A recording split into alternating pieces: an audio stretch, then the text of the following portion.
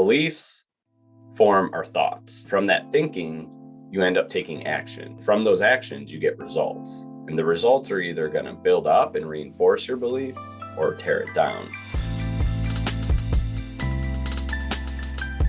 Hello, and thank you for joining us again for another episode of the Work-Life Mindset Podcast. My name is Chris, and I am here to deliver tools and tips to really master your mindset, to understand how your own thinking will get in your way from really stepping into this higher version of yourself and reaching your full potential. So today, what I want to talk about is beliefs. I want to talk about where beliefs come from and how important it is to really bring awareness to your beliefs and understand the fact that we can actually change our beliefs. And, when I talk about beliefs, I feel like a lot of people jump to religion, and that's totally okay. That's not exactly, I think, where I'm talking about, although I do believe that we get a lot of our beliefs through, religions, and they are kind of aligned in some ways of morals. But what I want to speak to specifically today is this concept that, a belief is a meaning that we give to an experience, right? We have an experience, something happens, and we seem to attach a belief to it. And, I think an easiest example might be like if you're young or at any point, like you get bit by a dog, right? You have this bad experience with a dog, and all of a sudden you have this belief like, dogs are bad, dogs are scary. And maybe not everybody jumps to that, particularly if you've had other dogs, but if you're young and, your first experience with a dog is pretty negative, you're going to form a belief that dogs are scary, dogs are mean, and that might turn into a lifelong fear of dogs. I've talked to people and I understand that this is actually how a lot of people are always afraid of that because they had some experience when they were young. And realizing that a lot of our beliefs are formed when we're young. And this is just tied to the way we develop, right? There's two things happening there. For one, when we're young, our brain is it is actually from, I think, age 0 to 6 or 7. It's mostly in a state called theta state. And the theta state of our brain waves and thinking is when we're very close to our subconscious. As an adult, we only hit theta state kind of like when we're in between dream and wake up, or maybe right before bed. It's a state where, again, because we're so close to the subconscious, we are really embodying, we're bringing a lot in, right? There's a lot of thoughts and a lot of things happening. And when you're a child, this can be problematic because there's not a lot of logic in a 6-year-old or a 5-year-old. But yet we are forming beliefs about how the world works all the time. And one way this can really trip us up when we're young is just the fact that we're all civilized, right? All of our behavior is constantly being corrected by a parent, a guardian, maybe a grandparent, and whoever like our primary caregiver is. And, they're all well-intentioned. I don't blame them for, hollering at us to tie our shoelaces this way, tuck in our shirt, don't hit your brother. But we got to realize every time we manage or correct a child's behavior, or when we were young and our behavior was corrected, we were forming beliefs around that. And this can be very impactful when it's our own parents correcting our belief, because believe it or not, we don't understand, but have this, old version and old evolution of our brain believing that, our survival depends on the love of our parents. Right. And to some degree, our survival depends on being accepted by others. This is when we change from nomadic beings to, civilized people and started or being tribal beings. And our survival did in many ways depend on whether or not we were accepted by the tribe. And when you're very young, as babies, our survival totally depended on the love of our parents. And this happened for so many generations. Some might say thousands of generations of brain evolution and development. And it's only, in the last couple generations of evolution and brain development that some of those truths don't really apply so much. So the brain still thinks our survival is dependent on doing it right, in the eyes of our parents. So every time our parents would correct our behavior, 5-year-old self might believe like, oh my gosh, I'm doing it wrong. I'm not enough. I'm not good enough. And this is actually really scary because if I'm not good enough, I might die. And I know that's out there. That's a little woo, and that's a pretty extreme example, but I see this so much in myself and other people I get to work with, how we've carried around this belief of, not being good enough, this fear of judgment, this fear of failure that really holds everybody down and holds everybody back. Self-confidence and many issues that this kind of manifests as an adult. And it really is tied to the meaning that we gave to experiences we had when we were young. And, where I want to go with this is this concept that most of your beliefs are really not your own. And that's a scary, but also beautiful part of self-development, because if they're not our own, we can put time and intention into understanding, what, what they are, or even change them. Right. I see beliefs as forming one of two ways. They can form directly or they can form indirectly. A direct belief would be something that somebody told you. And again, this usually happens when you're young, but it can also happen later in life, just more impactful when you're young and you're forming all these beliefs about the way the world works. Let's say you had an uncle or even a parent or somebody that told you something specific about yourself. Like, I hear this a lot, like, you are too smart for your own good. I've met plenty of people that have carried that around. You're too smart for your own good, which is essentially like you need to dumb it down. You don't want to be that tall poppy. You don't want to shine, right? And when we hear that from an adult, especially when we're young, we take that as our belief and we wear that forever or for a very long time until we make a decision, maybe that that's not a belief that we really want. We wear it like a dirty t-shirt. So these direct beliefs are things that somebody said specifically to us, right? And we just believed it. On kind of a bit of a side note there, this happens in adults and even I think in adolescence and as you're growing, and that concept of bullying, when people call you names, and this can even be as an adult, if somebody calls you something, like somebody says you're fat or you're ugly, and you really have a negative reaction to that, you get upset. What's happening is you are actually telling yourself that that is true subconsciously by having that reaction. And it's all happening kind of on autopilot, because likely that was something that was said when you were young and you're like, oh, I have this belief, and oh, yep, somebody said it again, and you're just reinforcing that belief. So it can be really impactful, but also really important to understand where your beliefs come from. So some of them can be direct. Somebody literally told you something. I don't know if this thought or conversation, words are even evoking like something somebody said to you when you were a kid, and like, oh yeah, I still believe that, or maybe I don't think I believe it, but I still tell myself that sometimes.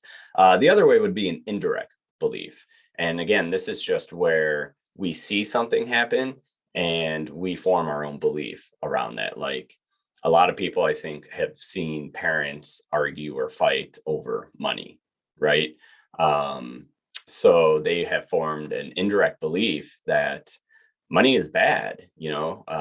Money just causes stress and causes people around you that you love to fight, right? So that would be an indirect belief, where you saw something and you put a meaning to it. It wasn't said directly to you, but your own logic put that together. Versus a direct belief would be, your parents telling you money doesn't grow on trees, or we don't have money for that, right? And then you, as you grow up, be like, oh yeah, there's a scarcity time. There's a scarcity mindset around money, right? Or it's just hard to come by. And because of that, we carry that with us. We carry that as our story. And in many ways, then we resist money and opportunities because we view it as maybe being evil or just causing more problems. More money, more problems, all that kind of stuff, But anyway, that's just examples of different ways that beliefs are made. And, why this is important, like, why do we even care? Like, why do I really care about this? Well, because beliefs, I have come to form kind of the start of this process that gets us actions and results. Beliefs form our thoughts. I kind of view it as a 4-point little circle, right? And up top, you have your beliefs, you have your paradigm, you have the way you think the world is, right? Either that people have told you and you've carried that as your story, or you've deduced it from a meaning you gave to some experience on your own. And so you have a belief, and from that belief, you form thoughts and thinking. And from that thinking, you end up taking action, or sometimes no action, depending on what that thinking is. And from those actions, you get results. And the results are either going to build up and reinforce your belief or tear it down. Generally, with the brain and the autopilot function, you're just constantly going to go through the cycle, building up those same limiting beliefs. Like dogs are scary because I got bit. So I'm not going to I'm going to run away from dogs. I'm going to not even try to pet a dog or give a dog love. And the results are, you just continue to not like dogs, right? Maybe you don't get bit again, which is great, but you don't open yourself up to the opportunity of love from a pet, or realizing that, not every dog is going to come bite you. You don't really believe that. So in this cycle, I think if we want to approach our change, our transformation, and open up to having new habits, getting new results, right? Because whatever we're doing is not really working. So we need new actions. That kind of starts with having new thoughts. And having new thoughts actually requires having new beliefs. So if we don't shift our beliefs, or at least question our beliefs, or identify those beliefs that are holding us back, we're not going to take new action, and we're definitely not going to get new results, right? So we got to kind of break this circular pattern somehow. And as we bring awareness to beliefs, I think it's particularly important to understand the limiting beliefs that are holding us back. Limiting beliefs are, these beliefs we form that are not really in alignment with who we want to become, right? And they're beliefs that hold us back. I think a very common example of this, and I hit it before, is like, I'm not good enough. That's a limiting belief that we got by some experience or multiple experiences we had as a child, and we carry that around like a dirty t-shirt. A lot of people do. Another one would be like, it never happens for me, and I see everything happen for other people, but it never really happens to me. And that might, again, be tied to some experience you had, maybe something you saw other people do, maybe just you resonate with those characters in books and stories. I have found actually a lot of beliefs come from money and, and media and what we see other people. We just take those as our truths. And, with limiting beliefs, we want to recognize what those are, because we can do work to reframe those. We can actually change those limiting beliefs into new decisions that are in alignment with who we want to become. And all we need to do is really stack evidence for that new empowering decision. And what we're going to end up doing is kind of rewiring our brain, right? Because if we have this old belief, like, I'm not good enough, and that manifested subconsciously every time we didn't do it right and our parents corrected our behavior, or maybe we got negative feedback at work, or we just tried something on our own, tried to take on a new habit, tried to reach a goal and we didn't, that thought of I'm not good enough keeps firing in your brain through a connection. And every time it does, from one neurosynaptic, one kind of wired in your brain, that keeps firing and firing, and it gets thick with this stuff called myelin, right? And what we want to do when we form a new empowering decision is we're literally making a new neurosynaptic connection in our brain. We're firing a new wire. And we want to reinforce that with evidence to kind of build myelin, so it becomes more efficient for our brain to fire that way. So there's a process through this, and I have some tools with this, but I don't want to go too deep into that. But I do want to, make space for this concept that we can grow awareness of our limiting beliefs and then make a decision right there to reframe them into an empowering decision. And generally, you do that just by flipping that statement, particularly if you understand that this belief that you have is not your true belief. Okay. It's not the belief that you want. it's a belief that's really holding you back. Maybe, that core belief came from your parent or from a teacher or from society or from your peers, whatever it is. You understand that belief, that story I keep telling myself, that self-talk is just holding me back. I don't like it. I want to change it. And you change it by making an empowering decision, which is just the opposite, right? So if you have this belief that I'm not good enough, you literally just need to make a decision like, no, I am good enough. And then do the work and write down all the evidence for all the good things you've done and show yourself that, yeah, and actually there's a lot of evidence here that I'm good enough. And that might take time. And sometimes you want to ask others around you for help with evidence, because we tend to beat ourselves up and we tend to not really make space for like how good and how efficient and how productive we actually are. We just think about all the things we didn't do. We don't always celebrate the things we did do. Another, limiting belief would be there's not enough time. I hear that one all the time. There's not enough time. There's not enough time. When in reality, you're just not prioritizing that.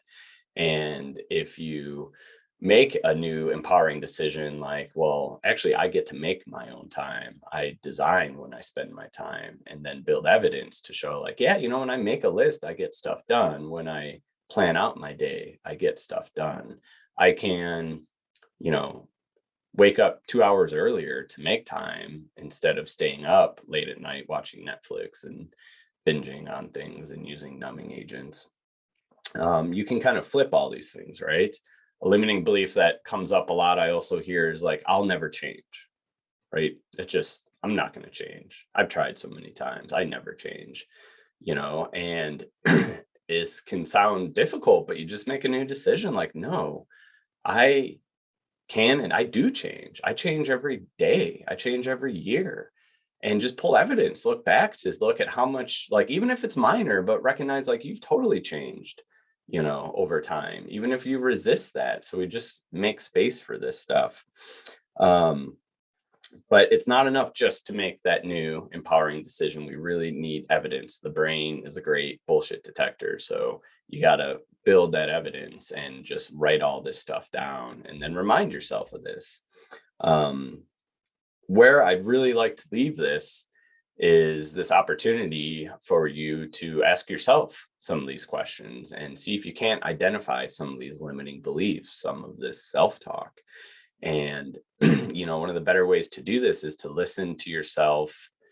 Actually, when you have a setback, maybe when you have a failure, maybe when you're afraid, and try to understand, like, what am I telling myself at those? What are these stories? You could also just literally go Google limiting beliefs and read through a big list and circle the ones that like, oh yeah, I say that to myself a lot, or that really sounds like me, that resonates. And to start this work, you want to ask yourself a couple questions around your beliefs. Okay. Now that you know that a lot of your beliefs might not be your own, I think you kind of have a responsibility to explore this deeper so you can find where you're holding yourself back, where you just have this belief, this dirty t-shirt you've been wearing all your life. And you're like, nope, forget that. I'm going to take that t-shirt off because that's not helping me at all. So it starts with asking yourself, where did this belief come from? And see if you can't identify that. Was that something somebody told you? Was it just from a past experience? Was it something you saw on TV? Where did this belief come from? And that can be helpful just to really help reinforce that maybe that's not your own belief. You just had some experience and you put a meaning to it, and that was your belief. And then when you identify that, and even if you don't identify where it come from, but you understand like that's not helpful, ask yourself, is this belief my truth? Right? Is this belief in alignment with who I am becoming, who I know I can become? Is this belief my truth? And if the answer is no, realize you kind of have a responsibility to change that belief into a new decision. And the easiest way to do that is just, what's the opposite of that statement? What's the opposite of that belief? And part of that is asking this third question: what do I choose to believe? Right? If I know I have this belief that came from my childhood, that came from all these movies about money or people or looks or self-image, but that's not in alignment with who I really want to become, then what do you want to believe? And form a new decision around that. And that's how we start to make space and opportunity to develop and to transform and to grow and to change. Because as we spoke to before, change is always happening. It's always going to happen around us. But we really want to allow it to happen within us. That's how we can accelerate our change and get ourselves to this point of being intentional and highly productive and living with purpose and passion, so we can show up as the greatest version of ourselves for everybody else that we love. So if you're feeling stuck, if you know there are things you want to be doing, healthy habits you want to take on, unhealthy habits you want to get rid of, those are all actions. And we're not going to take new actions consistently, at least, unless we change our thoughts about those. And those thoughts are all formed from the beliefs. So it does start with beliefs. Now, I will say, and people have experience with just changing the action, like, cool, I'm going to go to the gym, right? I don't need to worry about my paradigm, my belief about the way I look or the thoughts that that's creating. I'm just going to take action. And that's good, because if you take action, you can also get results, which might build up the new paradigm.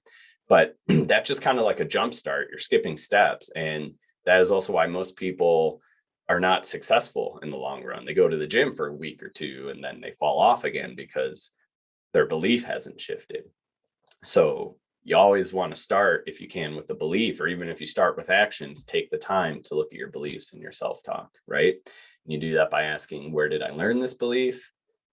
Is this my truth, right? And what do I choose to believe? And from that, you form new empowering decisions, new beliefs that are going to build you into the person you're meant to become. So that's what I have for you today. Thank you so much for tuning in, and we'll see everybody next week.